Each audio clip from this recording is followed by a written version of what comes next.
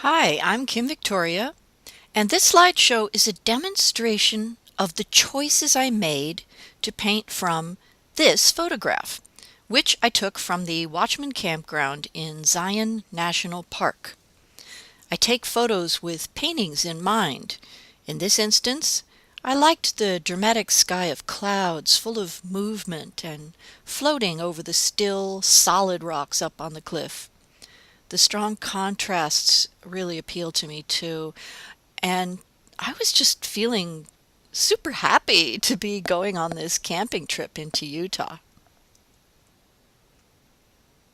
So the way I like to work from photos is to do my thinking on paper with thumbnails and notes to, well, ponder on and discover my intentions for the painting I want to do.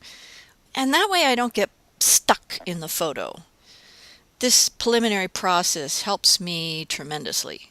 I get to decide all sorts of things ahead of time. The theme, the emotion, the underlying structure that will help me say those things. In this case, I only need a limited palette of colors. And I always give myself a challenge. And you'll see what that is in a minute. I decided that an 18 by 24 canvas was big enough to capture the movement I wanted, so I started drawing the basic structural lines with cobalt blue thinned with turpenoid.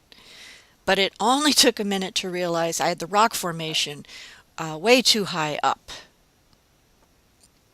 So I rubbed off some lines, dropped the rocks down to the bottom fourth of the picture plane, and I like that a lot better. My intention is for this to be a painting about the movement in the clouds, so most of the canvas should have clouds on it. The other lines you see are helping to locate the rhythm of the shapes and the direction of the feeling of wind in the clouds that I really want. Now you are starting to see the challenge I set for myself.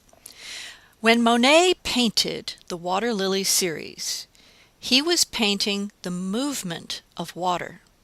Throw a pebble in the water and you see the wave radiate outward as a circle.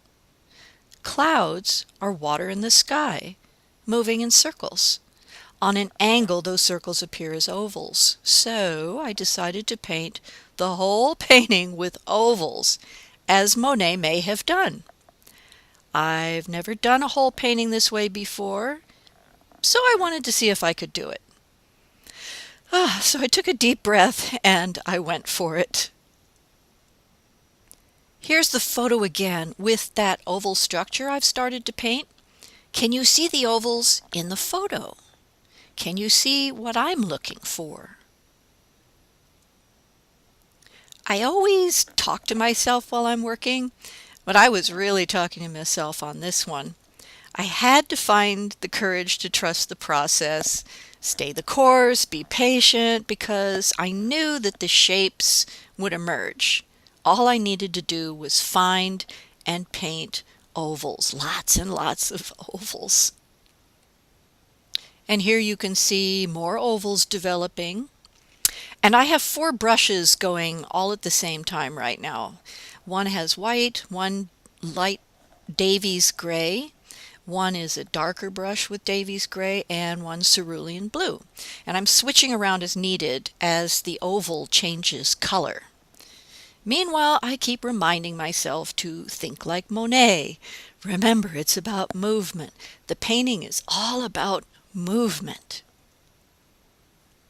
I decided to go ahead and tone the bottom area to anchor the composition, put some weight into that rock formation area. Well, and maybe I was a little impatient, but it worked, so that's okay. Notice that the rock ovals do connect into sky ovals.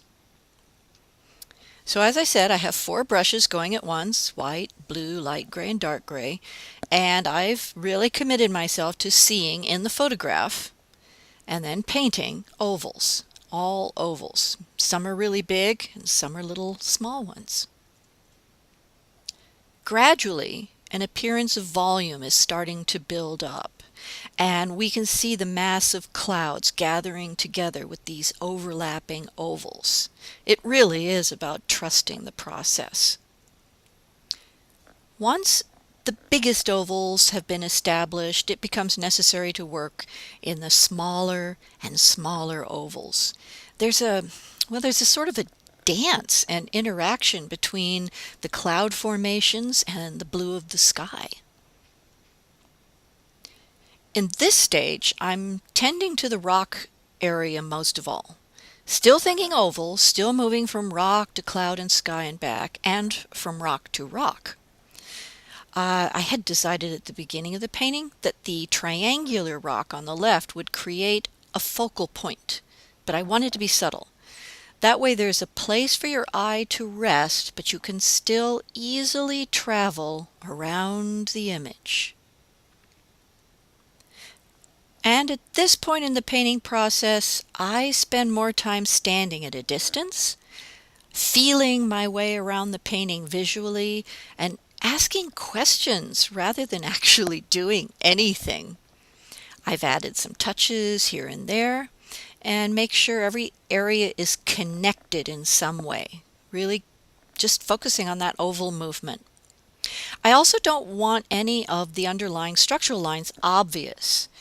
Remember there was a big Z shape kind of holding everything together, and at this point you can feel it but not see it unless you know what to look for, and you now do. The biggest question is, does the painting feel full?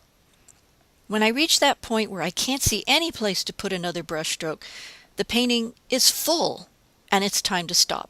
Sometimes I can tell right away, and sometimes I need to ignore the painting for a day or maybe a week before deciding if it's really full or not. And here's the photo again with the finished painting. You can now see how much artistic license I took, and I hope the feeling of movement comes through for you. Have I made you curious to go look at Monet's water lily paintings again and find his ovals? I'd love to know what you think. Please comment with your thoughts in the comments section, and like and share with anyone you feel would enjoy this demonstration. I thank you for watching.